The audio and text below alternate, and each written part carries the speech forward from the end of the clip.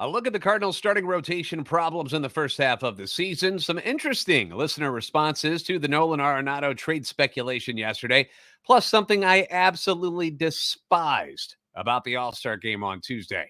This is Locked on Cardinals. You are Locked on Cardinals, your daily St. Louis Cardinals podcast, part of the Locked on Podcast Network, your team every day.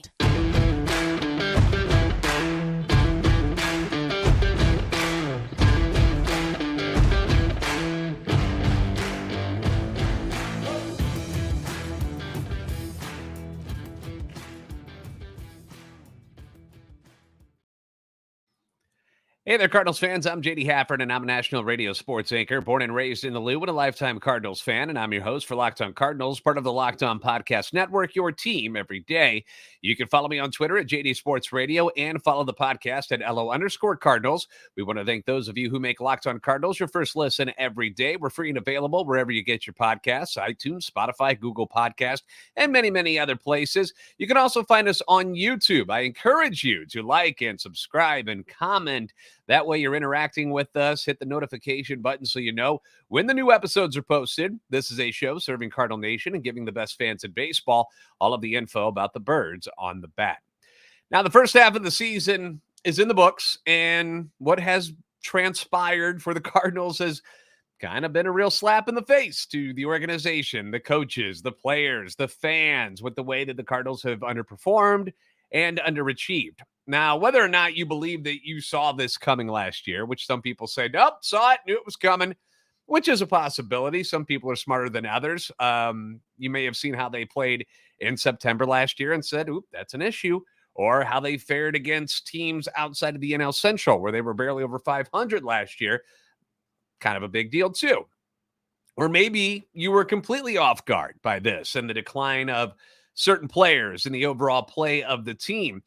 I stand by the fact that nobody saw the team crashing and burning the way that they have so far in 2023. I know we all had things that we thought they could be better at going into the season and that those were going to be issues, but I don't think anybody saw this coming. You know, in my mind, a bad year for this team coming into the season was, if you were right now at the All-Star break, was to be maybe a game or two under 500. You'd be like, that's pretty disappointing.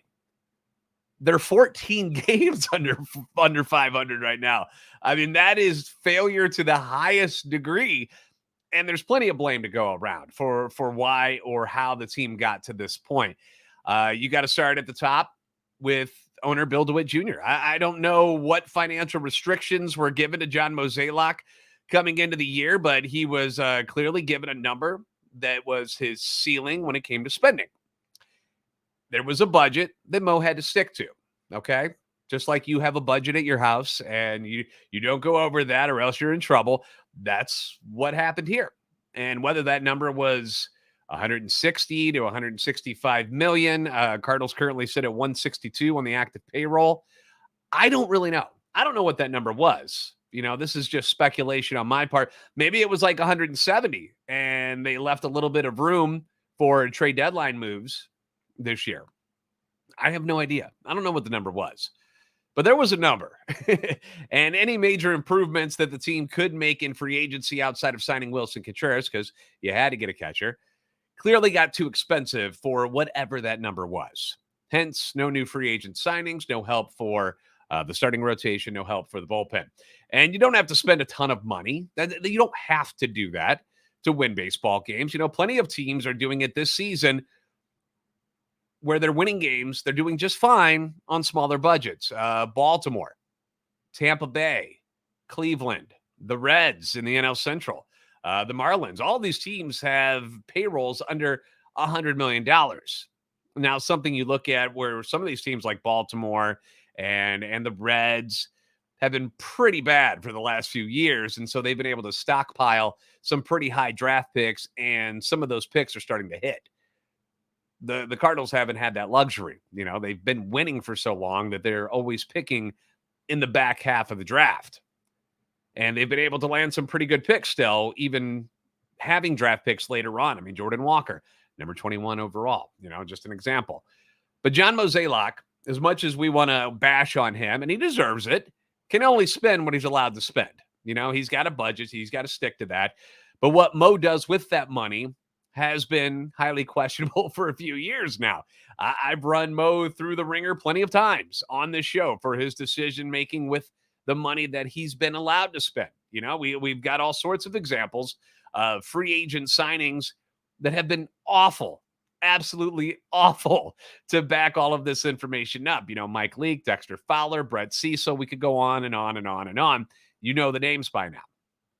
And the one guy that he did spend money on this year was Wilson Contreras. Now, does that name belong on this list of free agent blunders? I'm not going to go and say that yet. There are things I love about Wilson Contreras. I really do. I love his personality, his effort day in and day out. You never see him loafing. The hitting is starting to come around the way we thought it would, but the signing clearly hasn't worked out the way that Mo thought it would when they gave him the richest free agent contract in club history. Okay, we can be honest about that. It hasn't panned out quite the way we'd hoped it would have. But pitching has been the biggest issue, right? I mean, you can put any blame you want on what's going on in the catcher position and calling games and whatever is going on there. But starting rotation and bullpen has been the real issue for this team. And it's really why they are where they are. You've got the demise of Adam Wainwright this year, which has been downright tragic for fans and the team because nobody likes seeing Adam struggle, right? This is not how we want to remember him, but the facts are the facts. Waino is 3-4 with an ERA of 7.44 in 11 starts. The team is 4-7 in his starts, and now he's on the injured list. That is not what I think people expected to get out of Adam Wainwright this year when the Cardinals gave him $17.5 million to come back for one final season. Steven Matz, another free agent signing blunder by Mo. We can put him on that list for sure. He's 0-7 on the year with an ERA of 4.65. He's 0-6 in 11 games as a starter. The team is 3-8 in his starts, and he's been much better out of the bullpen recently. And he looked really good against the White Sox before the All-Star break. Is that going to last, though? I mean, we've seen little glimpses of Matz where he can be decent, but it's never been consistent. And it usually right when he starts throwing well is when an injury pops up on him too. So don't really know what to expect, but I'm not going to plan on him being as good as he was against Chicago moving forward. I feel like that is a little bit foolish to expect that. Jordan Montgomery has been excellent, yet the team is 6-12 in starts that Jordan Montgomery makes. And early on, we know it was because there was little to no run support for Jordan Montgomery. The Cardinals got shut out in 3 of Monty's first 6 starts. He lost a 3-2 game to Milwaukee. The bullpen blew a game in Cleveland where he started and was winning. They blew the game against the Giants where he started and they were winning. So the record looks bad at 6-12 when Monty's out there, but it wasn't really on him in a lot of those games. It was a lack of offense, and then it was the bullpen implosions that caused the issues there. Miles Mikolas, if you can figure out whatever keeps happening to him in the first inning, the guy's been really, really good outside of the first inning for the most part. And he's doing what you'd expect, I think. The team is 9-10 when he starts. He's not an ace. He's a good pitcher, a solid number 3, number 2 type of guy. And that's what you signed up for. He has his moments where he looks brilliant out there, like he did against the White Sox. And then you have some games where it's just like he gets knocked around in that first inning, has a couple of good innings, and then he gives up another home run. And then you're like, what just happened? All of a sudden, there's 6 runs on the board. Jack Flaherty has had an up and down season. Sometimes he looks completely unhittable, right? People can't figure him out. Other times he's unhittable because they don't need to swing at the ball because he can't find the zone and he's walking people around the bases. But overall, I think Jack's done a pretty good job in his first full season back from all of those injuries that he's endured. And the team is 11-6 in starts when Jack Flaherty's out there. He's had this ability to put people on and then get out of jams all season long. Now, eventually, you think those situations are going to catch up with Jack Flaherty, and they probably will. But he's winning. He's getting the job done. So when you look at the back end of the rotation, so you got Jordan pitching well, Mikolas doing Mikolas things, Flaherty pitching pretty good. You've got 3 decent pitchers right there, but it's the back end of the rotation that is really letting you down with Matz and Wainwright. Those were the guys you thought were going to be dependable, that you could stick in there as your 4 and 5 and you'd be okay. Your 4 and 5 would be as good or better than other teams' 4 and 5s, and it hasn't worked out. Matz and Wainwright combined have a 3-10 record, and in games they start, the team is 7 and 15. That's a problem. That's 8 losses right there. How many games are they under 500? That would have caught you up some if you were doing a little bit better there. And then the guys that you'd hoped could back up the starters in case there were injuries to any of these guys, to Jordan, to Flaherty, to Michaelis, to Waino, to Matz. If you had any issues that you thought you had a couple of guys that were going to be all right in that situation to fill in, and they have not performed very well at all either. People like to bring up the quote from Mo earlier in the season. We've got 6 starting pitchers. Well, not really. I mean, you have them, but they're not any good. You've got Dakota Hudson, Jake Woodford, and Matthew Liberatore. Those were kind of the guys that you thought could be that 6th man, be your swing guys. And none of them have stepped up in that role. Hudson has been in Memphis almost the entire year. It looks like they might be giving him a shot to start some games here in the future, especially if some guys get traded. Jake Woodford, who won the job out of spring training, got 6 starts. He was 1-2 in those with an ERA of 5.72 before they were like, all right, hit the button. Let's abort. Who else we got? And then Matthew Liberatore in 8 starts, 1-3, ERA of 6.39. I don't know how to explain Matthew Liberatore. Looked really, really good at Memphis this year at the pro level. Nothing. You're just not getting the guy that you thought you were going to be bringing up. And I really had high hopes for him. I was really pulling for Libby. And hopefully, he's back down in Memphis and he can get things corrected and take another shot at this later on this season. The bullpen has obviously been an entirely separate issue. 21 blown saves is redonkulous. Leads the league. That's sad. And we could go into how bad they've been, but I wanted to focus on the starters here today. So, yes, the Cardinals could use an ace type of guy to stick at the top of the group. And then you would slide everyone back a spot, and that might fix some things. Heck, they could use 2, and then you could just kind of push Waino and Matz out of the way, and then you would have your 3, 4, 5 guys could be a Michaelis, Monty, Flaherty type of thing. And you'd really be a business, right? But that's a perfect world. But those guys are not just floating around where you can just go grab one if you want to. You've seen the names of like Dylan Cease and Shane Bieber mentioned in deals, but the Guardians are in first place right now. Why would they move Bieber this year? They still got a year of control of him left. Why would they give him up this year? Maybe something in the offseason, but I can't see why they would trade him now. And the White Sox have reportedly said they are open for trades, that there's going to be some movement there. But they're not going to trade Cease, Luis Robert, Eloy Jimenez, or Andrew Vaughn. So 4 of the biggest guys that anybody wants, they say they're not going to be moving those guys, which leaves Lucas Giolito, who's also a free agent at the end of the season. Having a good year, though, but you'd have to re-sign him. And now you've come to this crossroads where 2 of the 3 guys that you can trust out of Michaelis, Flaherty, and Montgomery are set to be free agents. Your team's in last place, and now you're going to have to trade them probably in the next 2.5 weeks because you're not sure you can re-sign them or they even want to be here anymore. People have speculated for a while that Jack Flaherty would like to be on the West Coast. Perhaps he does. Jordan Montgomery, who knows? He just seems a little bit bitter about the fact that the Cardinals didn't approach him about re-signing him and giving him an extension before the season started. So does that leave a bad enough taste in his mouth where he's like, I really don't have a lot of interest in being back here? Perhaps. That's the gamble they took by not talking to him. So now it looks like these guys are going to have to be moved.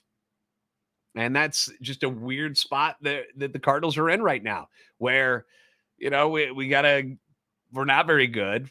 We can try to recoup and get some prospects and try to build up for next year. But to do that, we've got to trade from the places that we're the weakest at. Strange spot to be in. Speaking of trade speculation, yesterday we had the story about Nolan Arenado hit the wire, and we got a lot of fan reactions about trading Nolan Arenado, the lone all-star from the St. Louis Cardinals, Would you do it? Would you not do it? I've got reactions to those questions coming up next on Locked On Cardinals. We're now in the middle of summertime, and you want to look your best when you're out there, and you want to be comfortable at the same time, right? You want to stay cool and you want to stay good looking, right? You don't want to wear ugly outfits and ugly clothes. You don't want that. And the shorts that I've been wearing all summer, and I think you're going to love them too, are the shorts from Bird Dogs. Okay. The reason why I love the Bird Dogs so much, okay, it's very simple. It is the fact that they stretch. I love that. When stretchy jeans became a thing, I was like, yes. Why did it take so long to come up with this idea? And Bird Dogs has the stretch khaki shorts that are designed to fit slimmer through the thigh and the leg to give you a truly sculpted look. But at the same time, it's not binding. It's not where it's uncomfortable, where you're moving around and adjusting all the time. You don't have that baggy look. It's not a thing anymore. When nobody wears those anymore. That's not the proper look. You don't want that, guys. Bird Dogs do the exact same thing that the Lululemon brand does, but they fit way better, which is what you want because they aren't made of that stiff, restricting cotton that frankly just does not feel good. I hate that. The stretchiness is so nice. They use a cloud knit fabric that looks just like khaki, but stretches so you get a way slimmer fit without having to sacrifice the movement. And an extra bonus to these things, because it is summertime in St. Louis, okay? It's hot, it's humid, you're going to be sweaty. They got the anti-stink sweat wicking fabric that keeps you cool and dry all day long. So you can wear them wherever you want, okay? You can wear them on the golf course. You can wear them out to lunch, out to dinner. They're great for all occasions. So go to birddogs.com/LockedOnMLB. Enter that promo code LockedOnMLB for a free Yeti-style tumbler, which, of course, you can use as the golf course as well. And with your order, they're going to throw that in there. That's birddogs.com/LockedOnMLB for a free Yeti-style tumbler. You won't want to take your Bird Dogs off. We promise you.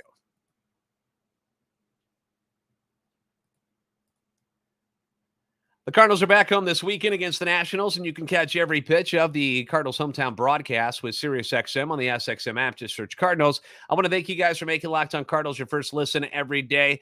We always love the comments and the suggestions and anything else you want to talk about in the comment section below on YouTube. Hit me up on Twitter anytime you want. It's really okay. Anytime you want, at JD Sports Radio and at LO_Cardinals. We're available to you.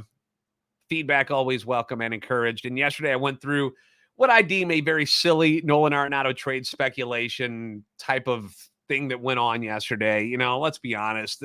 What happened yesterday, John Heyman posting that was done for clicks. Okay. There was really not a lot to this story. He's from the New York Post. He puts up a flashy headline that made people say, whoa, what? Nolan Arenado thinks he might be traded? That's not exactly what happened there. I don't think he's going anywhere. I hope he ends his career in a Cardinals uniform. It doesn't always happen, though. We've had great players before who have come through, been stars, and then end up somewhere else. Scott Rowland, Albert Pujols ended up at a couple places. Jim Edmonds, Arenado is a legit superstar. He loves being in St. Louis. I don't think he wants to go anywhere. But yesterday's write-up about the fact that, it's business and, things happen, it brought on some discussion, which is always healthy, in my opinion, to discuss different subjects and different ways of looking at stuff, instead of just assuming that Arenado wants to be here and will never leave.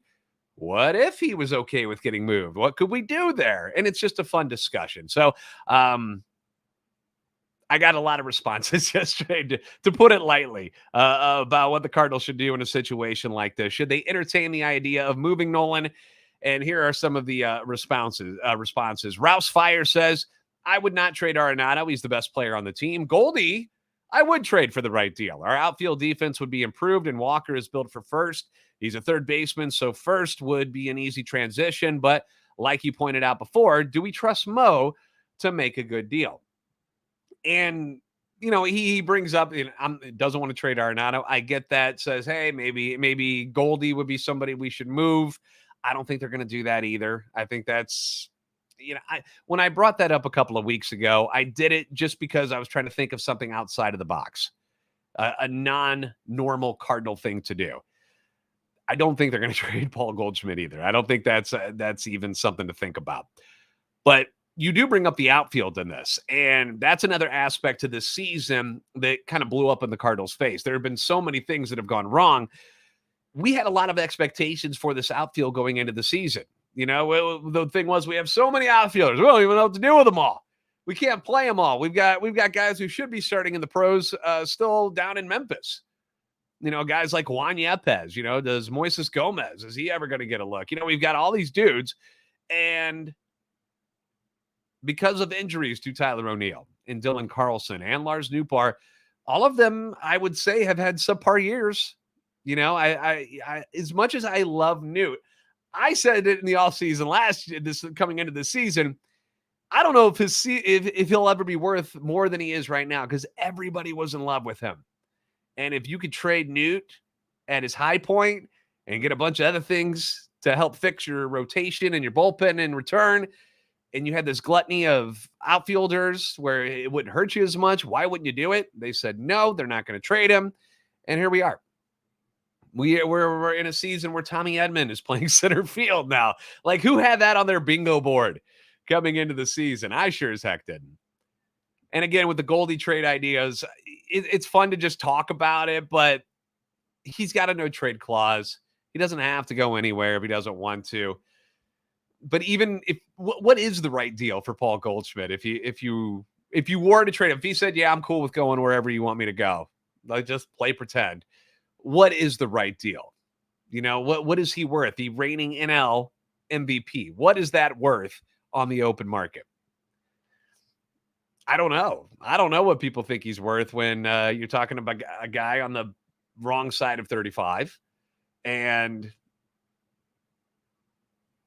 I don't know. I just don't know. But let me know in the comments what you think the right deal for somebody like Paul Goldschmidt would be. I'm interested to hear what you think. Daryl Dixon writes, I would trade Arenado, but only for Shohei Ohtani. All right. Let's flip him. Let's go. Heck no, I wouldn't trade Arenado, he says. He's just too valuable, and the return would likely be underwhelming, kind of like what we traded away for him. But his back problems worry me. I mean, we've seen what it did to Matt Carpenter. The Ohtani stuff that you bring up there, that's fascinating to me, because a week or two ago, I banged the table and said, Shohei Ohtani ain't going nowhere. He's either going to stay in LA with the Angels or he's going to go to the Dodgers. I don't think he's leaving LA at all. But I didn't think the Angels would let him get away, nor would they move him. But Mike Trout is out now for a long time. They've lost 5 in a row, 9 of their last 10. They're going down. They're heading in the wrong way. Can the Angels even afford to hang on to him, risking him walking at the end of the season? I mean, talk about a rock and a hard place. We think we got problems here in St. Louis, right? Imagine having the greatest player on the planet on your roster and you still can't win. And now you got to think about trading him. You have him and arguably the second best player in the world in baseball with Mike Trout on your team, and you're still not winning. Imagine what would be going on in Cardinal Nation if that was the problems we're dealing with. And like, if you're the Cardinals, like, just thinking about Shohei Ohtani, you're the Cardinals and you think you can trade for him and re-sign him at the end of the season, what would you be willing to give up for Shohei Ohtani? I would love to hear those. What if they asked for Jordan Walker, Mason Wynn, Nolan Gorman, and Tink Hence? Would you do it? I mean, it's Shohei Ohtani. Arguably the best pitcher on the planet. One of the best hitters on the planet, for sure. What do you think? Would you give up all those guys? I mean, if you're the Angels, would you trade him for anything less? Dylan Rawlings, 39, says, Nolan isn't going anywhere. Heyman's quotes weren't in the best context. Derek Gould had a much better breakdown of the interview. Nolan Gorman and Jordan Walker have both changed positions to accommodate Arenado. The Cardinals will be idiotic to trade Arenado with 4 years of control left. An Arenado trade says you don't expect to be good for the next 5 years. Well said. Well said, Dylan. And I don't think that's where the Cardinals are. Like, we've pointed out a lot of the issues that are going on with the team. Sure, personnel stuff, but some of this stuff might be fixable. The blown saves, if you can shave down that, 21 is unbelievable. Like, I still can't believe they've got 21 blown saves at the All-Star break. You shore up the bad defense, okay? People are speculating that because of the changes in the shift, that's what's led to the Cardinals not being as good defensively. I don't know. I've just seen him make a lot of stupid and dumb plays out there. And I'm not talking, and it's not like shift stuff. It's like stuff where they drop fly balls or easy grounders where they take their eye off of it. Just dumb stuff. If you clean that up a little bit, you would be a much better team. And it's something that Arenado actually brought up in that interview that he thinks is leading to a lot of the issues as far as wins and losses with the team is how bad the defense has been. And he thinks if they can clean that up, that they'd be in a much better spot for sure. All of this is easier said than done, isn't it? Especially with the uncertainty of what you got going on with the rotation next year. But this isn't a team that I think needs to be torn down and dismantled and rebuilt from the ground up. We're not there. There's still a lot of talent on this team. It's just underachieving in a lot of different ways. So it's going to be interesting to see what pieces Mo can get at the deadline to fix these problems. Again, can you trade 2 starters who are going to be free agents and arguably your top bullpen arm in Jordan Hicks to fix the problem, which is your rotation in your bullpen? You're getting rid of the best pieces of the problems you're the worst at. Like, that's mind-blowing, right? That's where we're at. It's crazy. Do you sell low on guys like Tyler O'Neill and Dylan Carlson? Their worth can't be much. Does someone try and pry Tommy Edman or Ryan Helsley away from you? Or what about Lars Nootbaar? What if somebody comes in and says, hey, we got a bunch of pitching prospects. We'd love to give them to you, but you got to give us Lars Nootbaar. Would you entertain that, considering where we are? Like, how are they going to fill this rotation next year? Like, who are they going to bring in? It's saying that Flaherty and Montgomery don't resign. Like, pretend they're just gone. Like, who's left? Who you putting in there? Big problem. All right, thoughts on the All-Star game coming up next on Locked On Cardinals. This show is sponsored by BetterHelp. Getting to know yourself can be a lifelong process, especially because we're always growing, we're always changing, and therapy is all about deepening your self-awareness and understanding, because sometimes we don't really know why we blow up at our significant other or at your children. Why do we react the way we do to certain things? Until we're able to talk things through and then have a better understanding of why we're feeling the way we are. And it's always nice to have someone there to just talk to. It's always nice to have that. We do therapy here on Locked On Cardinals, talking about Cardinals baseball. It's been a tough year. Together, we work our way through these things. And BetterHelp can benefit you in things outside of Cardinal baseball, other aspects of life. They can connect you with a licensed therapist who can take you on the journey of self-discovery from wherever you are, whether it's a good or a bad place. And if you're thinking about starting therapy, why not give BetterHelp a try? It's entirely online, designed to be convenient and flexible and suited to your schedule. So that way you can do this when you feel you need to do it, not when your therapist just has time to squeeze you in.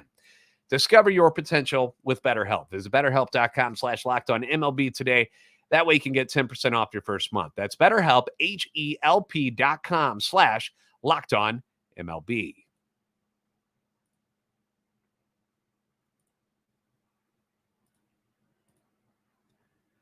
After the All-Star break is complete, the Cardinals will be back in action at home against the Washington Nationals on Friday. You can catch every pitch of the Cardinals' hometown broadcast with SiriusXM on the SXM app. Just search Cardinals.